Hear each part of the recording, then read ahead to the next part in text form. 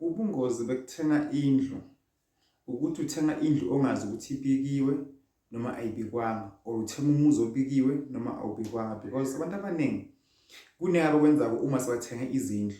Abanye bayabethela, abanye bayacinisa, abanye bashonela ngamawele, bagobhela khona la kule ndawo, ufike nothenga le ndawo. Kuhle ukuthenga indawo soneshono le ndawo le i-clean and ngeke zihluphe ngoba ingakho nje igcina into zingahlali kuwe, imali, umsebenzi, ibhidlike le ndawo wayithenga.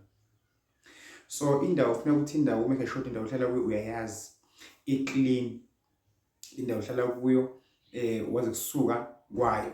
Ngoba futhi uthenge indawo onganashonga ongazi kahle ngayo. Abaningi la bahlala khona ebusuku abalali, kunezilwane azilapheki, bahlushwa isithunzi singapheli phakathi endlini, imoya emibi yokukhonto abambonaka abangamazi yini le ndawo owayithenga. Iqiniso le ndawo awulitholanga ukuthi indawo le nje uyithengile kuhamba kanjani ngayo. Akekho umuntu owashona la ekhaya wangakhishwa indlela efanele. Akekho umuntu owashona la phakathi endlini. Akuzange lakhaya kube khona umuntu ephonelwa isisu, ingane abhujela khona ekhaya ebaleni. Le ndlu engiyithengayo izange ngizibethele. Ayikho into yakuyenzeka la kulo muzi. Awukwazi konke letho into eningi zivele zimosheke.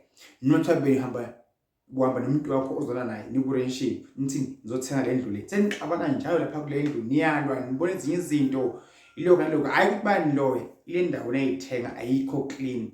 Indawo ayilungiswanga. Kufanele ukuthenga indawo eseyibikiwe. Kunzima ukuthenga indawo eseyibikiwe ngoba indawo eseyibikiwe iyabika kuthiwe la khaya kwabani, la kaDlamini. NoDlamini indawo yeni le kanje. Indawo eseyibikiwe iyahlupha.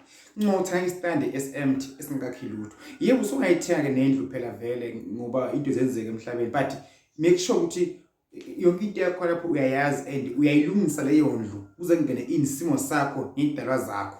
Uma uthenga indlu ungenashonga ungazi lutho ngayo kuyinkinga mbulo khona ekhaya. Ethiwa into eningi wathi ubeka imali iyaphela. Ukudla endlini iyaphela.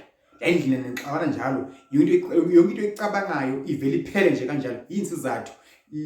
Lesimo sala ekhaya asikwazi wena asi-understand wena. Onke ama-plans akho seyahliphiza ngoba akusiye lo wacahlela kuphi la kule ndawo. Uyabona uma uthenga into kumuntu nje umuntu malanda sigubhu kumuntu wesintu, uye athi madoda ambana nosebenza manje.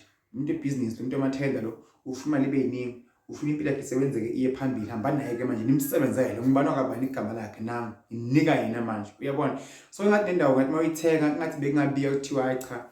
Njengoba nazi bomkhulu abogogo nebasekhaya ekhoma la behlala nila nomkami nabantu abamkanje kanje. So manje sithengisela uzibande indawo le siyaphuma nani phumani la iningi sahlali futhi nani la. Manje kwenzeke konke lokho imali yebe sefike idumcondo sigijimise yona letho into eningi gcine zimosheka impilo zethu. Awucheke la ukuna khona ohlala khona manje uhlala kanjani, kwahlala abantu leyo ndlu leyo.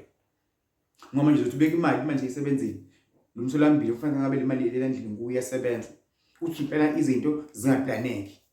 Sasuka umuntu ameme la ku suka umuntu yonke into yakho uyiplana enhle angayifuna ihliphize. Make sure ukuthi uclean lapho uhlala khona ngokamoya. Hayi ngisho ukuthi beni awuclean kahle maybe ngcolile, no, ngokamoya nje ukhululeke nje indlela efanele.